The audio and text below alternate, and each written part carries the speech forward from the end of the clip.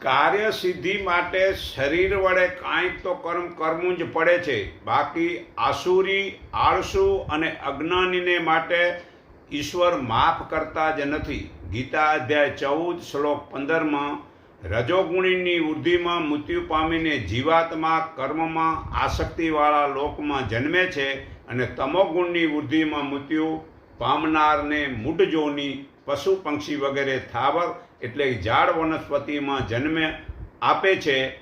અને જે મનુષ્ય સારું કરે છે તેને ઈશ્વર જ્યારે સતોગુણની વૃદ્ધિમાં મૃત્યુ પામે છે તો તેને ઉત્તમ જ્ઞાનીઓના ઘેર જન્મ આપે છે. હે અર્જુન, જેઓ સર્વ કર્મો મારામાં અર્પણ કરી મારે પરાયણ થઈ અન્ય ભાવથી મારું જે ધ્યાન કરતા મને ઉપાસે છે તે મારામાં પુરાયેલા ભક્તોનો હું સવય મૃત્યુરૂપી સંસાર સાગરમાંથી તુરત જ ઉદ્ધાર કરું છું. આ ગીતા અધ્યાય 12 શ્લોક 7માં પુરાવો છે. હે અર્જુન, જે મારો ભક્ત, મારા માટે કર્મ કરનારો, મારામાં પરાયણ રહેનારો, આસક્તિ વિનાનો અને સર્વ પ્રાણી પ્રત્યે વેર વિનાનો હોય છે તે જ મને પામે છે. ગીતા અધ્યાય 11:55માં પુરાવો છે. હે અર્જુન, કામ, ક્રોધ, લોભ આ 3 પ્રકારના નરકના દ્વારથી મુક્તિ થયેલો મનુષ્ય આત્માનું કલ્યાણ થાય તેવા કર્મ કરે છે અને તેથી તે પરમગતિ પામે છે. આ ગીતા અધ્યાય 16 શ્લોક 22માં પુરાવો છે.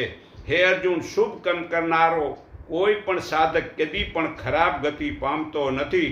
તે યોગભ્રષ્ટ સાધક પુણ્ય કર્મ કરનારાને ઘેર જન્મી ઘણા વર્ષો સુધી ત્યાં રહી પછી પવિત્ર શ્રીમતને ઘેર જન્મે છે. ગીતા અધ્યાય 6 શ્લોક 40-41માં પુરાવો છે.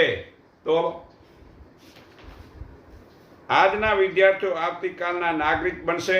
જો વિદ્યાર્થીઓ ચારિત્રવાન, રાષ્ટ્રભક્ત, ઈશ્વર ભક્ત, ધાર્મિક, સદાચારી હશે તો જ ભારતનું ભવિષ્ય ઉજ્જવળ થશે.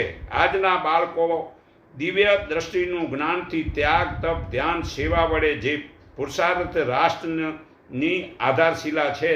માટે વિદ્યાર્થીઓને શિક્ષાના અભ્યાસમાં પરમાત્માની ભક્તિ, રાષ્ટ્રભક્તિ તેમજ માતા પિતાની સેવા વગેરે સારા સંસ્કારની જરૂર છે. પરમાત્મા, જીવાત્મા, પ્રકૃતિ, વેદ, ગીતા જ્ઞાન ઉત્તમ છે.